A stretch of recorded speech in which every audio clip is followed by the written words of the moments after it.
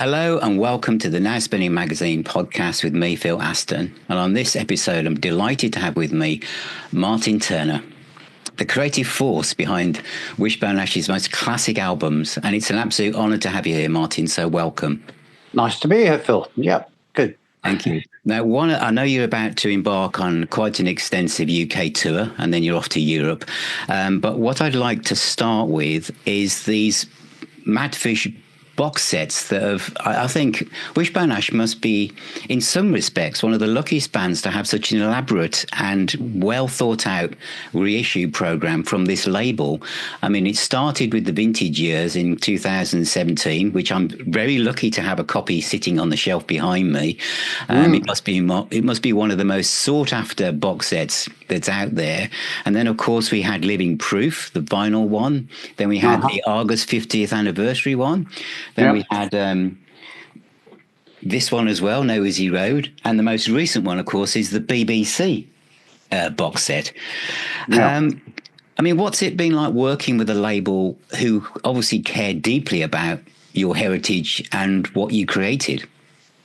Well, to be honest, when we first met, our first contact was quite a few years back now. A chap called Ian Crockett. Yes, I know him. You know Ian. Okay, Ian to me had a certain air about him, which, I mean, I actually asked him. I said, "Did you used to be a detective?" He's got this sort of, now where were you on?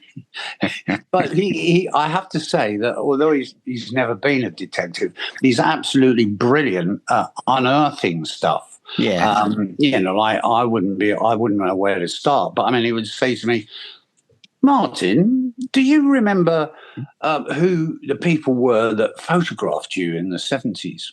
And I'm like, yeah, Finn Costello, an Irishman who lives in Connecticut, the guy Barry Wenzel from Melody Maker, but he moved to Canada.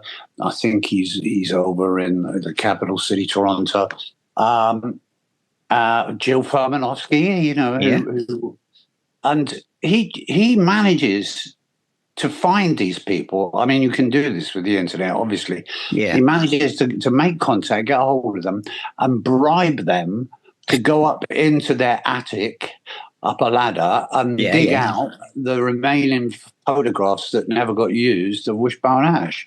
And they come up with the goods. So, that and the fact that I had been lugging around heavy multi-track 2-inch tapes, you wouldn't want to drop one of those on your foot. That's for sure. So I've been dragging them around from home to home for like 50, 60 years, Yeah. And somehow they mostly managed to survive that treatment. Yeah. Yes. So we had a lot of raw material. That's what I'm saying.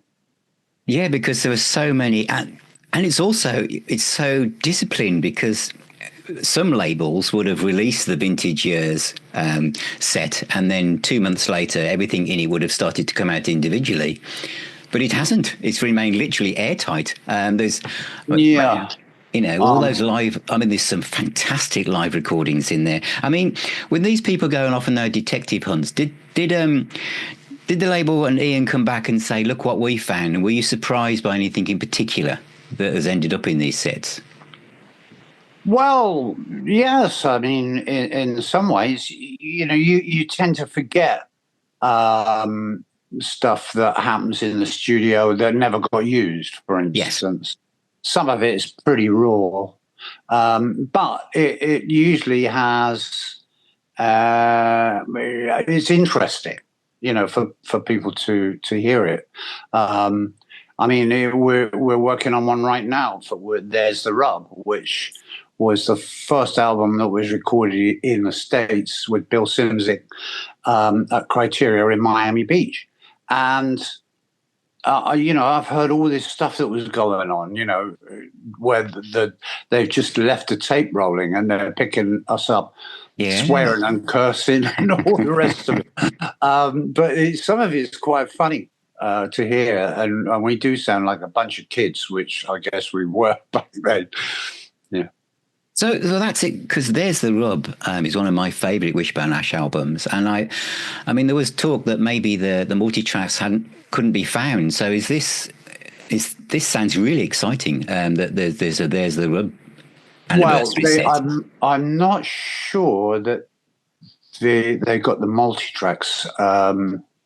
I'm not sure about that. I know that Bill Simzik was contacted and volunteered to be involved again. I think all he's doing is remastering the original recordings, as far as I know. And I think that there are some bits and pieces that they've dug up, like rough sketches for songs and jam sessions.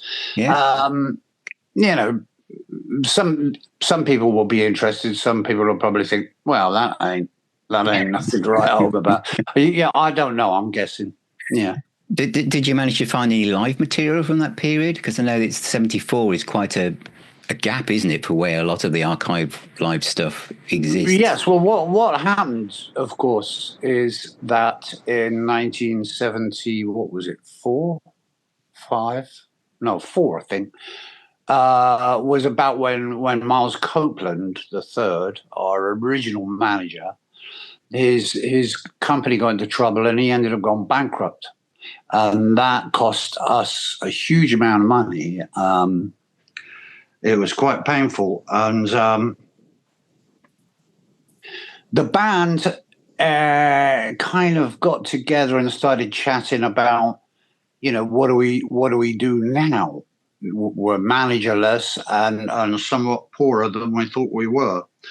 Now, the other guys, Steve, Ted, and Andy, decided that they wanted to go live in the States. The atmosphere in the camp had turned very sour. There was I'm just trying to think of the bands. There was Al Stewart. There was Elkie Brooks and Robert Palmer. What was that band called? Vinegar Joe. Yeah. Average White Band. I mean, there were loads of bands. And Climax Blues Band, I remember, were going to sue him for lost money. Yeah. And actually, they came unstuck. I think a couple of the guys had ended up having to sell their houses to pay the legal bills. It was really messy and very unpleasant. And I think our way of dealing with it was because we'd been very friendly. We were good friends with Miles, and we didn't want to get involved in legal stuff at that point. So they decided they wanted to go and live in America. I was like, no way. We spend huge amounts of time in the States as it is on tour, doing 6-week runs of gigs, where you end up after 6 weeks, you don't even know where you are anymore because the only thing you ever see is the airport, the hotel, and the gig. And you reach a point after that where you don't care. It's not important. It's not important where you are. So it gets really crazy. What they convinced me of, however, eventually was like, well, let's give it a try. It's worth going there for a year to see if we can make a new start. And so I agreed. This was a democratic decision, which I did tell the band that that's not going to be the way we do music. If it's creative, then I'm sorry, I'll be a Nazi. I won't be subscribing to a democratic process. So, but this was a business decision for sure, and we ended up living there for 3 years. And it, funnily enough, it kind of coincided with when Laurie joined the band. To replace Ted Turner. Sorry, I thought somebody wanted me, but it's okay. It's okay. So, I mean, have you, because as a band, I mean, I know you're kind of, there's your version of Wishbone Ash and Andy's doing his stuff. Bringing these box sets together, I mean, were you personally involved in choosing some of the track lists or what went into them once you actually started to see what the detectives had brought back? Yes and no. I mean, we get involved. Obviously, I'm involved because I had so many other tapes. Of course. And obviously, I think, everyone contributes. I know that even though, there's very bad feeling between myself and Andy, because of the way that he went about obtaining the name with no consultation with anyone else, and then we end up going to court, because he was unwilling to negotiate in any way, shape, or form. Putting all that aside, we all benefit from these projects. You get paid royalties down the line, of course, yeah. So it's worth doing for everyone, and indeed, it's enabled us to work together, even though, I'm not going to be going around to Andy Powell's house for dinner, that's for sure, and he won't be coming to mine. We're still, two different camps. But, I did talk to him not that long ago, and he was very complimentary to you. I mean, because without your wonderful lyrics and singing and bass playing, of course, a lot of these classic albums wouldn't be here. Yeah, I mean, to be honest, when Andy and I worked together, in the early days, particularly. It was hard to get anyone else to sing, for instance, because they thought of themselves, Ted and Andy thought of themselves as guitarists. Exactly. And that's all they were interested in. But Andy I pushed him quite hard, and he did make the effort to sing, and we used to sing really well together. I thought, the harmonies. Totally. Ted also had a lovely voice, but very hung up on being a guitar player. Yeah, and Laurie had a very good voice as well. Laurie, yeah. I really tried to encourage him, but I don't know what it is. They're much better at playing guitar than they are at singing, and indeed, it takes a while to build the confidence. I was lucky. My mother put me in the church choir when I was about 6 or 7 years old.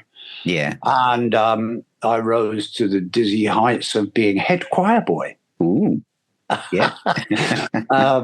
So I loved singing, and singing to this day. I mean, I swear to you, it makes you feel great because of all the oxygen you're taking. Yes, of course. Yeah, absolutely. And the other thing you say that whatever differences there are between any of you is that the other thing that makes these box sets so special is the amount of detail and stories that each of you in turn take in talking about each track, and there isn't there's no animosity between any of the stories as it goes, and Martin said this and Andy said this and Ted said this. And you've done this in every set, really. It just comes across that how much you enjoyed the creative process back then, and how when you look back at these albums, this is how it feels to me, how special they are. Yeah, I mean, we would be. I think it would be childish to carry on bitching constantly. We look at the whole. We're kind of. What's the word? We're thrilled that somebody's, in the form of Ian Crockett and his gang, Madfish. They are interested and enthusiastic enough to make the effort to dig out all these people that contribute, and they do a fantastic job. So the last thing we want to do is be kind of trying to spoil it all by bitching, So. It's very positive. Yeah.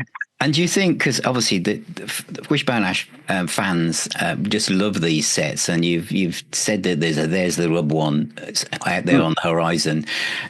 Will there be any more? Will there be a New England one, for instance? Or is it too early to say? Or you can say I can't tell you that, or no, they won't. Um, who knows? I don't Yes. know. I mean, I'm getting up there, so I might be gone by the time the next one comes around. It's difficult to say. Hopefully not, because I enjoy working on this stuff as well. Yeah, I mean, as I said at the start, I don't think there's any band that's been given this kind of really detailed, encyclopedic look at their career in this way, with such, you know, wealth of material. And it must have also, thanks to the internet, introduced a whole raft of people to this period of time when you're creating these albums, that it's really kept the spark of Wishbone Ash alive, hasn't it? Yeah, maybe. But yeah, maybe. Yeah. It's hard to say. I mean, I know, Andy is out there gigging, and Yep. there's no doubt about the fact that he is a really accomplished guitar player. I mean, I Yes. wouldn't call him great. He's not in that bracket, but he's really good. And I used to enjoy working with him, working together, putting guitar harmonies together and stuff like that. He was really, what's the word? He could really focus on it and put his effort and energy into it and come up with the goods every time. I I see Andy, Laurie, and Ted Yeah. as, although they're guitarists, I see them as vocalists with guitars, because the way you just mentioned the kind of guitar harmonies, the way you sang, your lyrics, the singing, the arrangements of the song, the guitars just kind of like were like an instrumental version of what might be the next verse. That's how Wishbone Ash to me. When you listen to anyone new watching or listening to this, when you listen to Wishbone Ash, the guitars, nobody overplays. It's almost as if they hold back to literally float out with however you felt lyrically you were putting that message out. The guitars almost telepathically seem to match that. Did that make sense? Yes, it does, but it's not the case, really. You're talking to little Hitler here.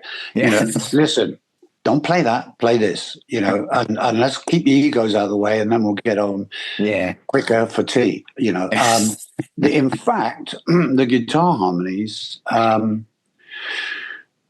we very quickly spotted way back in 1969 that because I'd been steeped in classical music, church music, and also my father played classical music.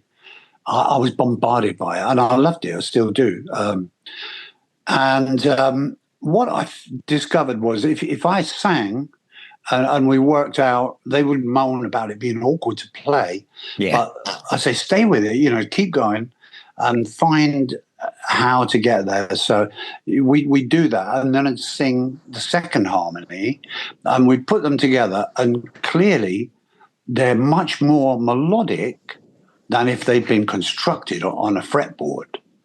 Although it's a bit of a process, a bit painful, singing and transposing it onto guitar, what I was singing was pretty much pseudo classical melody. Mm-hmm.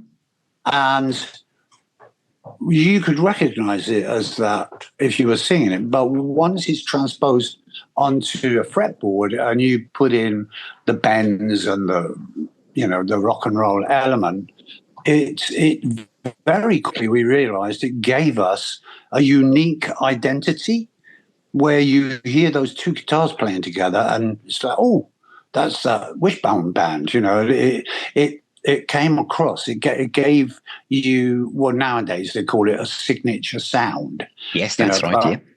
But we did spot it very early on, and we used it ad nauseum. It was on virtually every song. We had to have a bit of harmony guitar in there so that people knew who it was. Did Laurie adapt to this style of when he first arrived? Because he was more fiery in some respects when he. Yes, I mean he was a mind-bogglingly good musician. I mean, absolutely incredible musician. I think maybe Andy would disagree, but I think when he joined the band, Andy was a bit intimidated by him because he was so slick. You know, and Andy had always been the flash guy, and now here's this little jumped up chap whose licks were just so together. But you know, eventually we managed to forge Wishbone Ash version 2, and indeed, Laurie was good at writing songs.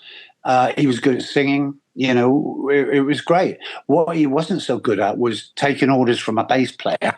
I think every bass player he'd ever worked with was not like me at all. But I'm not really a bass player. I've never thought of myself as that. I'll admit it fits, you know, I'm made for it.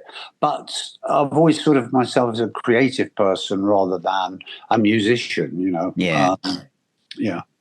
Because on New England, which is probably my favourite Wishbone Ash album, In All My Dreams You Rescue Me and When You Know Love, the guitar playing there, you know, it's transposed from Ted and Andy to Laurie and Andy so well that obviously you had kind of tamed him, because it just works. You know, there's some live footage of you at in Germany where you know some of Laurie's playing on those tracks, on that particular In All My Dreams. It's just sublime. You know, a lot to do with the time. You know, we ended up being in Connecticut for 3 years, from 75 to 78. This one was put together, I think, in 77, was it?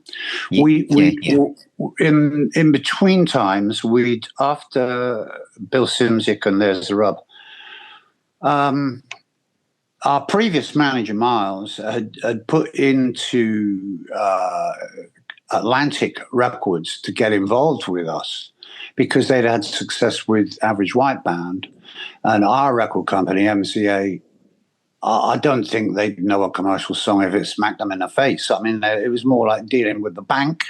You know, they'd come up with the money every time, but they were not creative themselves, you know. So he wanted us to switch to Atlantic because maybe they would be better at getting us away commercially. And we did that. We went in to work with Tom Dowd in New York City, right near to Times Square. And he wasn't in a good place, was he? Personally, Tom Dowd wasn't in a good place himself to actually help you in probably how the label thought he was going to. Oh my God! It started the week before we were due to go in. We went up to his office and met with him, and he seems like a really lovely guy. We all got on well, and we're getting psyched up.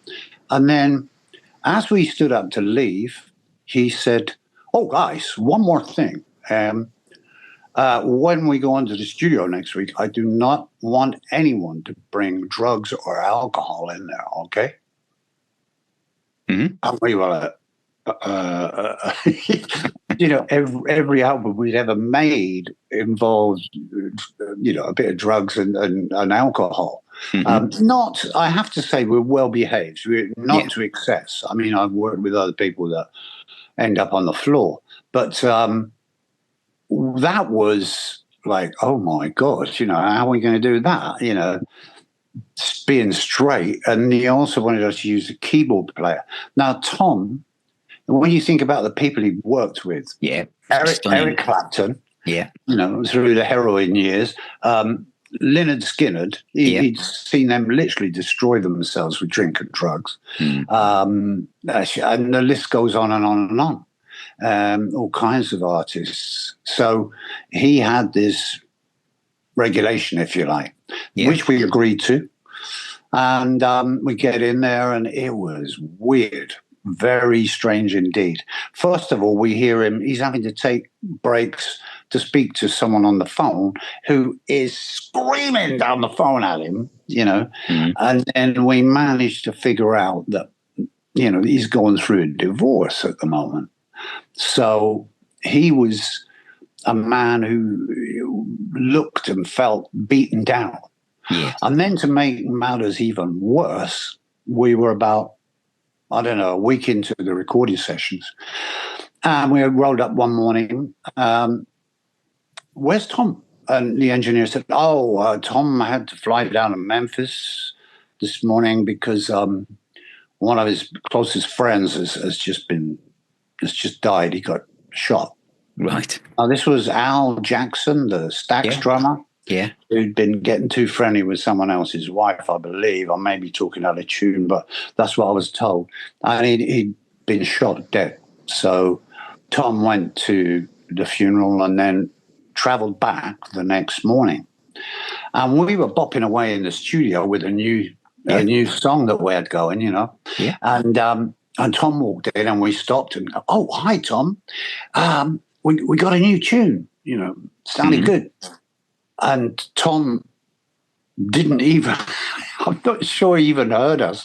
He just stayed with his head down, walking through the room. And he said, life is fucked. Everything is black. Yeah, yeah. You know, and we were looking at it like horrified. Yeah. You know, how do you respond to that? And I mean, he was in, I think, a terrible mess, you know, no two ways about it. He was really down. And I can remember when we finished that album and we were listening, you know, just finishing all the mixes and putting it together, I ended up in a fetal position on the floor of the control room weeping because I thought, if this music goes out, you know, it's going to destroy our career because it sucks. It's like it doesn't have any of the energy that we started out with. It's just, you know, gone. And that's the way we felt about it. We felt so bad after that album went out that I think we even asked the record company if they could kindly delete it, but they wanted to do that. They wanted to make some money back. Well, exactly. Yeah, exactly. Yeah, and in the end, I mean, we reached a point where we never wanted to go into a studio with a producer again because of what had happened. You know? Of course, yeah. And producer became a really dirty word. Yeah.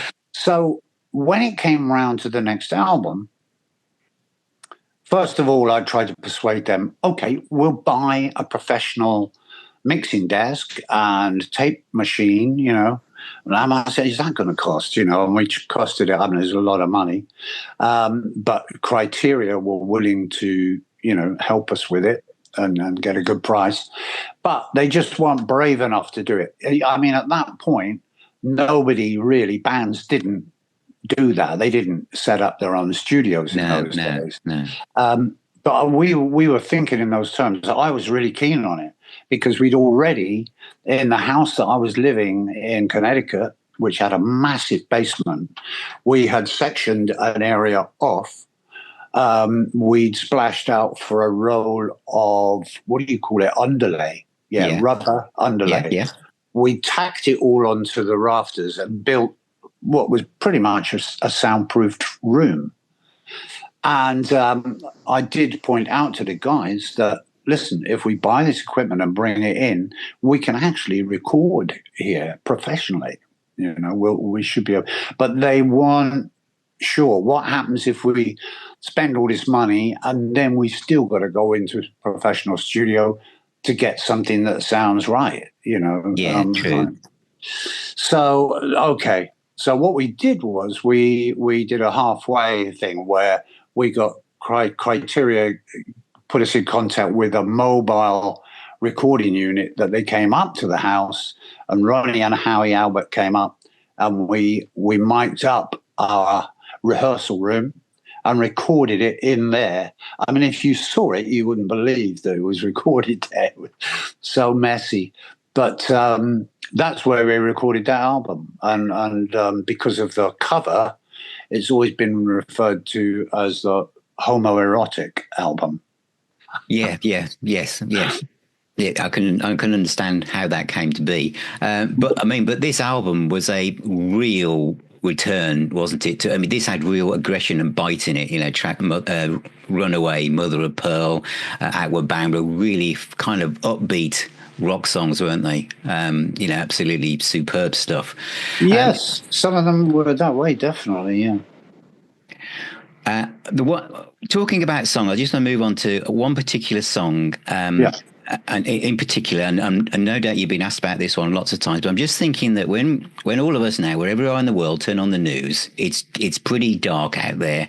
And I'm just thinking that, you know, with Ozzy passing and the song War Pigs is seen as like one of the archetypal anti-war songs, that there's a song that you wrote, the lyrics to especially, which is a classic, which is The King Will Come.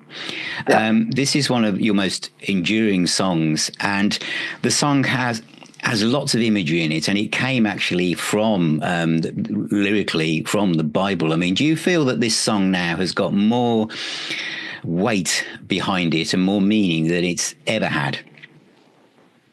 Well, possibly.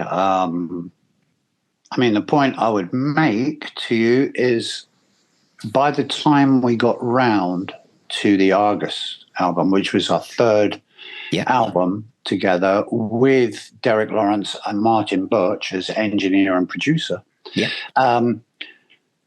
we kind of worked our way through a lot of material, and I embarked on putting together all the stuff for the Argus album, which took me actually 9 months. It was like having a baby. Yes. It was intense. And at that time, we were lucky in that I bumped into an old friend. She was gone back to live in Oslo.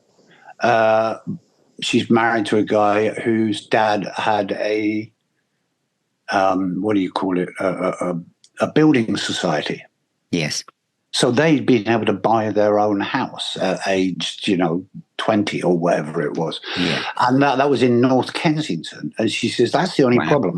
I don't know. I don't have anyone I can trust enough to leave the house with. I said, I'll rent it from you.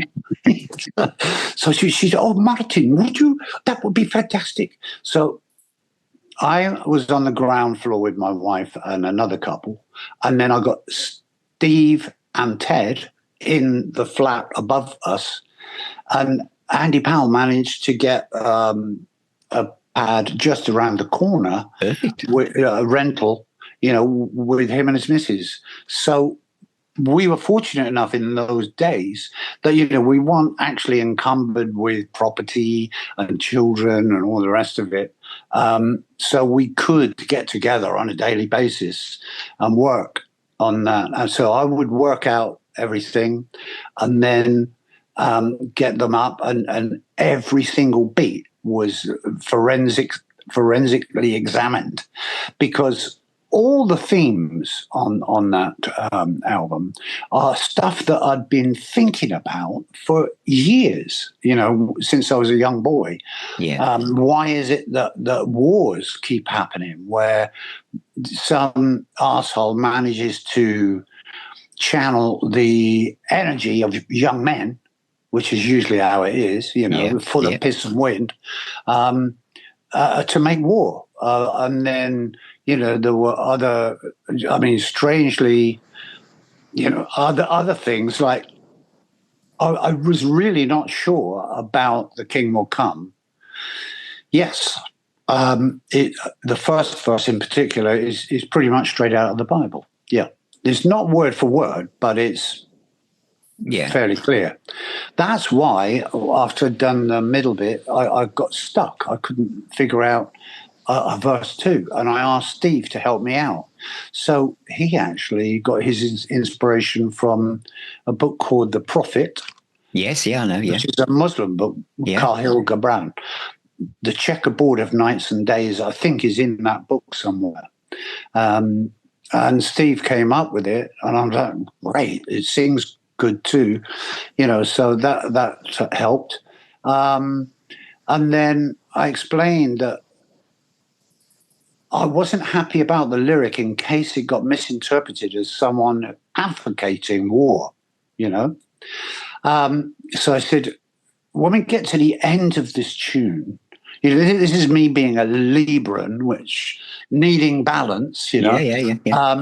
I said, what we need to do, we can just let it die away and just imagine a battlefield, with bodies and spears and smoke and, just post-apocalyptic scene. The end, and then once it's finished, we can bring up the beginning of the next song, which is a song of peace, which was Throw Down the Sword. Throw Down the Sword, I swear, is pretty much like a hymn that I used to sing in the church. It even sounds right with the church organ going. Yeah. So those two tunes were really important. There was quite a backbone to the album. And like I say, they're big themes. Those huge. Yeah. And I'd been on them for years trying to figure out. I knew what I wanted to tackle these things, but I was too young to know how to do it. Yeah, and I had enough experience by then to be able to fashion it together. I mean, Sometime World, which is a two-piece song, something we used to use a lot, like a slow, gentle beginning and then go into fast-pacey stuff. That was my attempt to get to grips with the concept of more life than one, reincarnation, basically. Yeah. Yeah. Because having taken a bit from the Bible and a bit from the prophet, it almost becomes probably one of the first multi-faith songs ever written. Yeah, that's been noted on various occasions. I mean, we can't get more faiths together like this.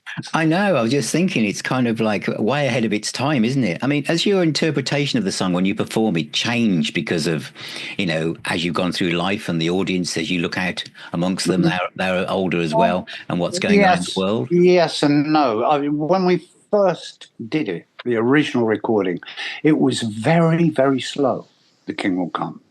And I think it's been speeded up on various, performances. It went the other way at one point, where on one of the live albums in maybe the late 70s, it got so quick that it was starting to sound a bit trite, a bit, it didn't have the same kind of gravitas.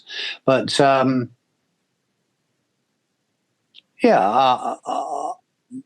that's the only thing, really. What surprises me is that, when you play songs like this, especially from a bygone time, the 70s, and in this case, the early 70s, it reeks of a certain period in time. But whenever I go on and sing and play that stuff, it's amazing how fresh it sounds and how, it could fit any period of time almost, which is bizarre, very unusual. I wonder, because if we go back to that period and the fans, you were in your 20s, your fans were in their late teens and 20s, and none of us had really experienced loss or anything like that. It was all Friday night and Saturday night. But now, of course, all of us are older, and we've all experienced lots of the life now. That some of these songs that you wrote when you were in your 20s, you mentioned, it's almost like some of this music is almost like classical music now to the people who grew up with it. It's like it has a deeper meaning than it had when you listened to it in your parents' house in the 70s when you bought it, if you're a fan. And for you as a performer, some of these things they're attached to people's birthdays, holidays, when they met someone, when they lost someone. The music has a real much deeper depth to it, perhaps. I mean, do you feel that as a performer when you play these songs? Yes. That's a little bit involved. Sorry. There were a couple of things that happened, which were heavy. One was I had a younger brother. He's a couple of years younger than me. He's a good guitar player, and he played in the Empty Vessels. That was the band that preceded Wishbone. Yeah. He was, I won't call it sexually molested. He was raped when he was 15 years old by a defrocked vicar.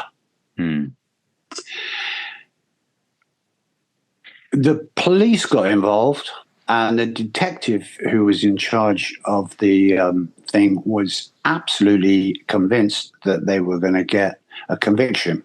Yes. So we went through the whole process and the court case, and this guy had managed to get an expensive barrister to come down from London and represent him, and he lied through his teeth and got off.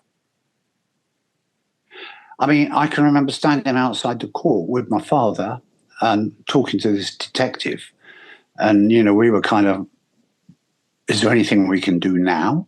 You know, and he said it all hinged on a blood sample. And he said, you know, if you went and obtained your own blood sample, we would be looking the other way. The cop actually said that. Wow. You know, which was an invitation, really. And my father and I did discuss it, and we decided, no, the emotional energy is so raw that if we came in contact with that guy, we would want to kill him. Yes. You know? You wouldn't know where to stop. Yeah. So that was one thing that happened to me, and left a scar. And then my wife, who was a couple of years younger than me, Morn, my first wife, she didn't get on with her dad, but was best friends with her mother, and her mother went into hospital for an exploratory process, operation, whatever, and never came out again. So she lost her mama at age 19 or whatever. Right. When we were first living together. And it was really, really heavy and hard and was really tough. But I actually wrote a song for her, which appears on the Wishbone 4 album, which is called Everybody Needs a Friend. Oh, what a beautiful song that is. That was my somewhat sentimental attempt to try and cheer her up a bit, you know. I wonder, Martin, how many people from around the world have been helped by that song that you wrote to help your wife? Because when I first heard that song, it really resonated with me. And I've met other people who said, this one song off Wishbone 4, you've got to listen to that. I think that's the thing, isn't it? As a musician, as a creator, you do something and you don't realize the ripples and how it traverses around the world and how it probably touches other people. Yeah, I mean, I've had people come up to me on many occasions and say, you know, how much, just to say thank you and for the song, and it was played at my mum's funeral, and you know, all the rest of it. You know, it has some kind of fantastic power in there. You know, emotional energy. Or, you know, I personally, not that it's my job to be reviewing it, but I thought it was a bit over sentimental, really. But it's very sweet and well-meaning. So, you know, there's an innocence to it because of, again, the age that you were when you wrote it. But also there's like, I mean, one of my slogans for Now Spinning magazine is music is the healer and the doctor. And I think this is a perfect example of how music heals, because it will put a little light on in the darkness for a lot of people who find themselves stuck. And that's, you know, I think there's a feel to overall Wishbone Ash music that there is a kind of positive feeling to the band's output on every album. You know, there's this kind of, you know, and I think it's why your music stands the test of time. And now you're about to embark on another tour, and you've got this whole catalogue of stuff to pick. Do you have Do you find this easy to or difficult when you think I'd like to put something in a deep cut, but if I do that, then I have to push that one out? Is it difficult to keep the set lists? Yes different? and no. I mean, that song you mentioned, "The King Will Come." You can reach a point with that where you've played it for so many years, on so many shows, that you need a break from it. Do you know what I mean? To reconnect to it. Yeah, just to refresh and But that's only happened, I think, once or twice, with songs. So no, quite the reverse is usually the case, especially with today's technology. Like the guys that I work with, very often there'll be sounds and effects and things on recordings that are really difficult to reproduce live. Yes. So, without bringing in other musicians, you need a keyboard player and then a brass section, and it gets crazy. It just becomes impractical. You can't do that just for one or two tunes. It's not. Yes, of course, it's not worth it. Viable. Yeah. But with the technology that's around nowadays, pedal effects and weird and wonderful stuff that's out there, you can reproduce better the original recordings, But I've never really had to bother too much about that, because the people that I've been working with are so enthusiastic about it that they'll find a way of making it sound good. And we've only ever had, maybe one song that was really awkward to perform. But we've still done it, and it's been okay for a while. But we always seem to manage to find a way, put it like that. I am a bit of a weirdo when it comes to writing, because I've got this kind of loose psychic energy thing, and if I get myself in the right frame of mind and the right zone, as they call it, I just literally scribble the lyrics down, and very often I don't even know what I'm doing.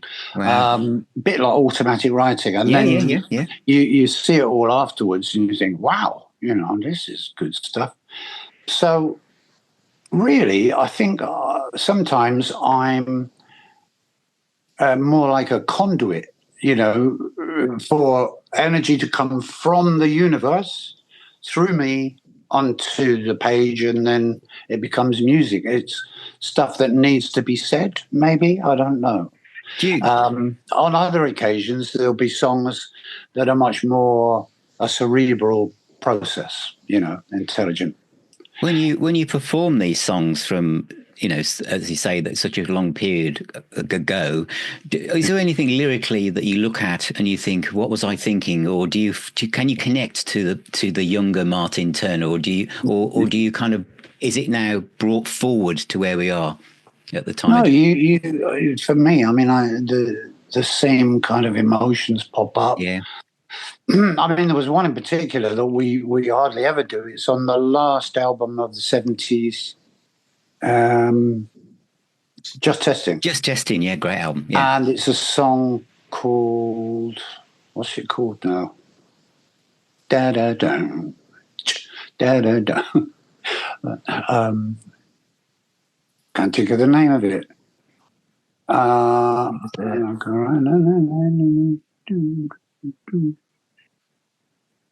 It wasn't Haunting Me, or Insomnia, Helpless, Pay the Price, New Rising Star, Master of Disguise, Lifeline, or Living Proof? No. Oh, I've got the Just Testing. That is it. Yeah. I'll think of it in a minute. But basically, it was a song born of, I woke up one in the middle of the night.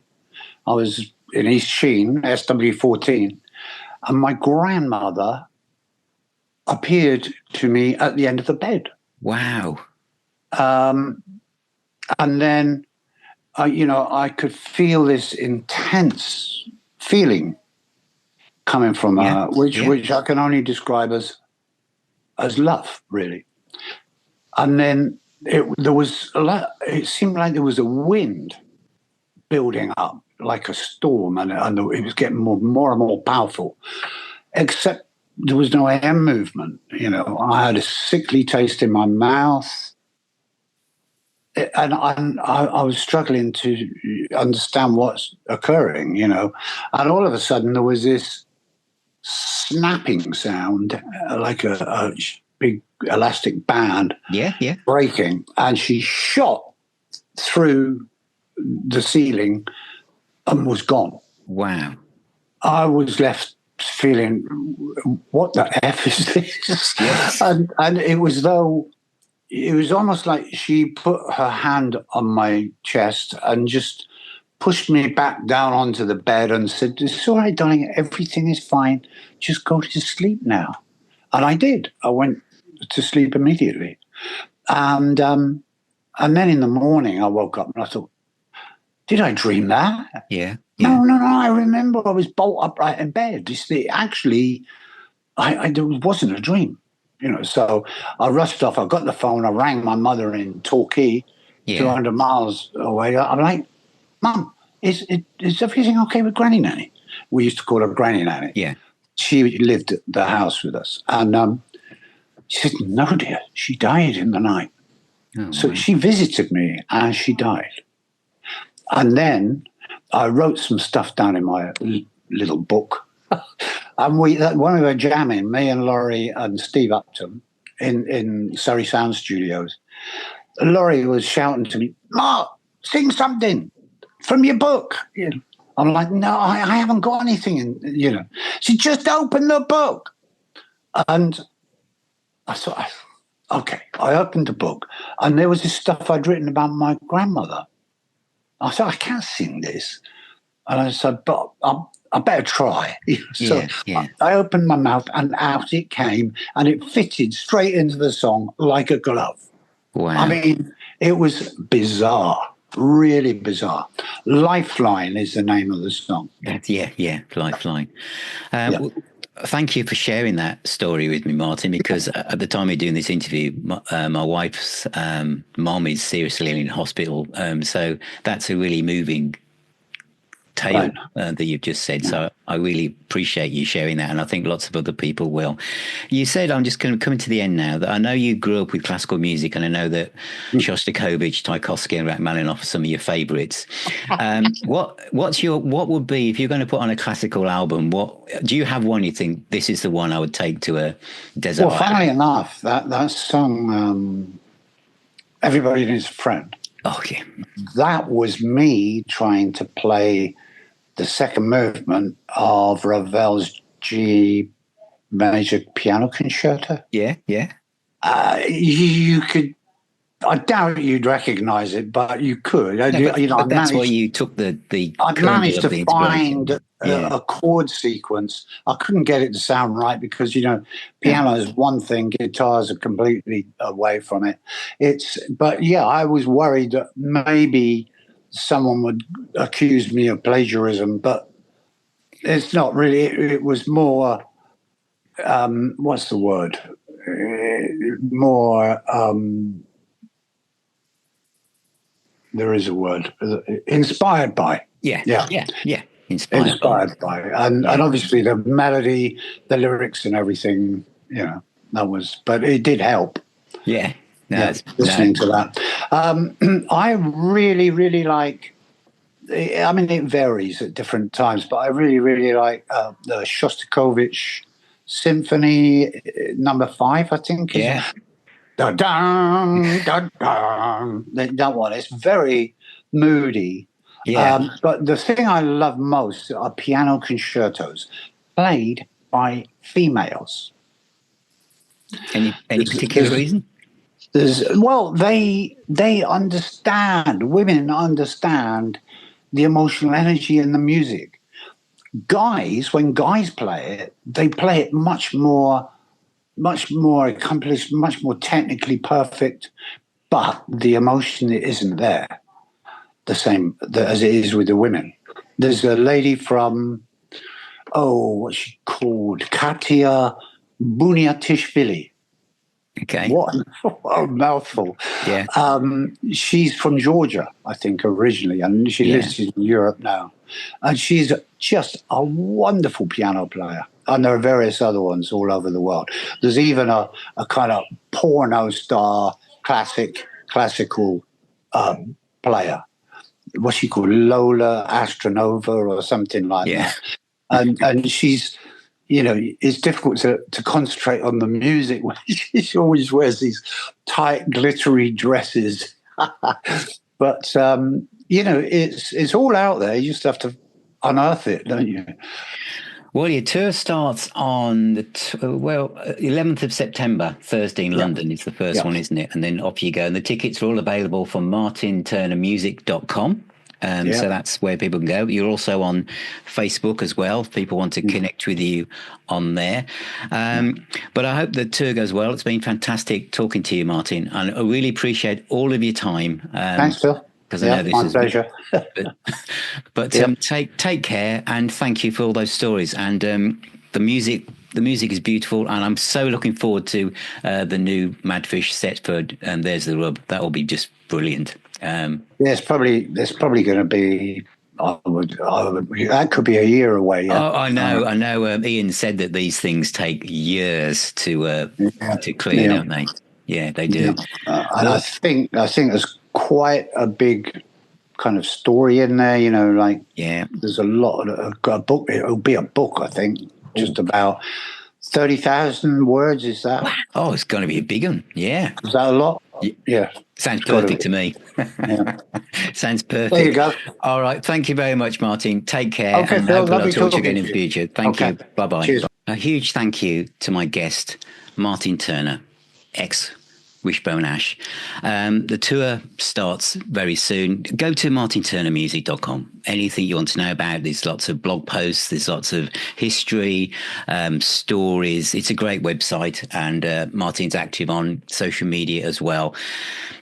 I found that interview really moving in lots of places, and I also learned tons. I've got all the Madfish box sets. I think they're absolutely the best box sets out there. The Vintage Years box set is my favourite box set ever, and the others are just the attention to detail. But what I'm trying to say is that the band themselves have shared so many stories, but I found that in this interview that Martin shared things that I didn't know before, and a lot of it, as I said, I found deeply personally moving for me on a personal level. So I'm really grateful for Martin sharing those stories. And I do feel that the music of Wishbone Ash is a joyous, positive thing. Music is a healer and a doctor. That's what it says on my T-shirt. And of course, you're going to buy some Now Spinning Magazine merch because you just know it's the thing to do. But equally, go and buy some Wishbone Ash albums, which is also the thing to do.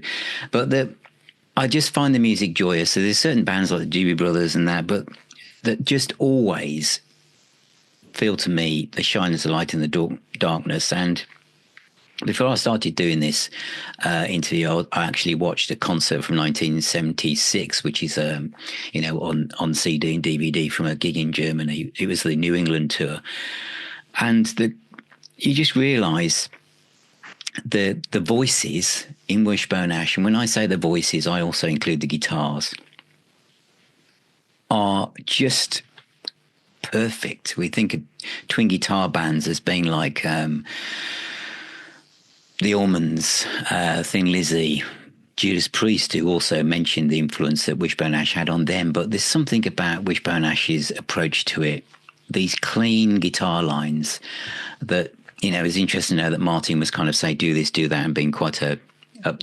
bossy bass player in doing the song arrangement. But it doesn't matter. It's just sublime. You've got to listen to some Wishbone Ash today if you've watched this. If you've listened to this, you've got to. And Everyone Needs a Friend from Wishbone Ash 4. That is the song I think you should listen to. And of course, The King Will Come. There are so many. Thank you, Martin. Thank you for all the guys in Wishbone Ash, but thank you, Martin, for today. Thank you for this interview. And thank you, all of you who've supported Now Spinning Magazine as we go forwards. Your support is everything to me. Check out the website at nowspinning.co.uk. Subscribe to the YouTube channel and the podcast. Of course, buy a t-shirt, but also if you become a patron or YouTube member, you'll get to see all the videos first. You'll also get an invite to our private communities of like-minded music fans from around the world, and you can come to our own virtual pub called the Now Spinning Arms. Remember, music is the healer and the doctor. Please take care, all of you, and I'll see you all on my next podcast episode. You know what I mean. Take care.